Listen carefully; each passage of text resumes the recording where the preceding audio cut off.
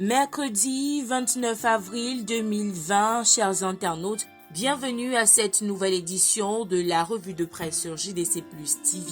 Une information fait la une de presque tous les tabloïds parus en kiosque ce jour, le don du chef de l'État à la population dans le cadre de la lutte contre le coronavirus. Info Matin nous fait savoir que des gros porteurs sont en route pour les 360 arrondissements pour une distribution ultérieure. Le ministre de l'administration territoriale Paul Atangandi a supervisé hier à Yaoundé le départ des convois transportant des tonnes de matériel divers et variés de lutte contre la pandémie du coronavirus qui continue de faire des victimes. C'est le seul titre en une d'Info Matin. Situation pareille du côté de la météo qui parle d'une riposte musclée.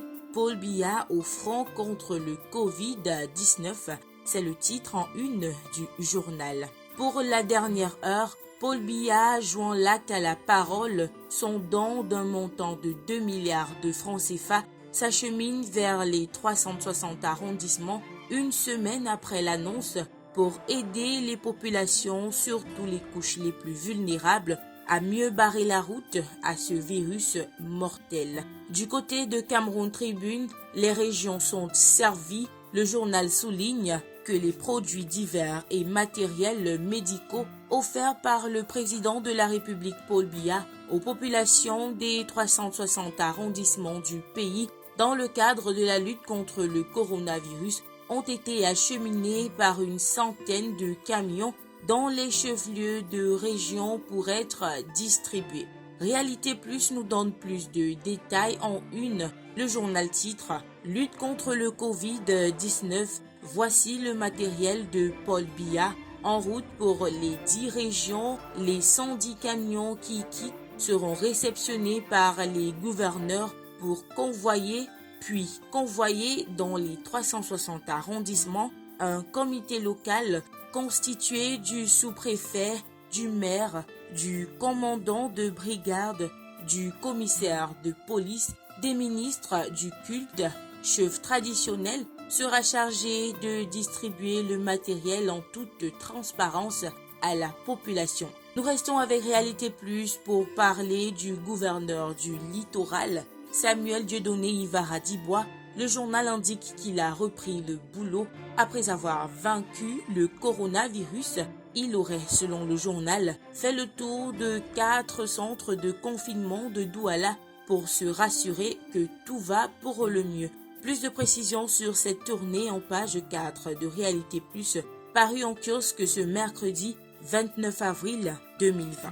Loin du don du chef de l'État, Mutation nous présente le confinement tourmenté de la compagnie aérienne camerounaise Camerco. D'après le journal, en plus d'éprouver des difficultés à voler depuis des mois, la compagnie nationale est secouée par une crise en interne entre le directeur général et les délégués du personnel. 371 personnels vers un chômage technique à cause du coronavirus. Explication en page 5 de Mutation, édition du mercredi 29 avril 2020. Refermons cette édition de la revue de presse avec le Popoli. Le journal satirique nous parle d'un remaniement pour clore l'affaire Gabour.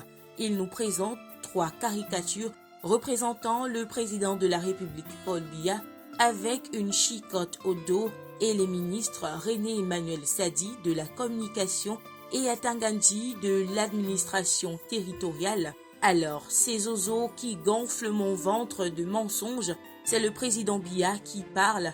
Emmanuel Sadi répond « On a été induit en erreur » et à Atangandi de répondre à son tour « J'ai compté sur Sadi qui a misé sur Betty, lequel a fait confiance à son soldat Massacre ». La suite de leur conversation est à retrouver dans les colonnes du Popoli, édition de ce mercredi 29 avril 2020.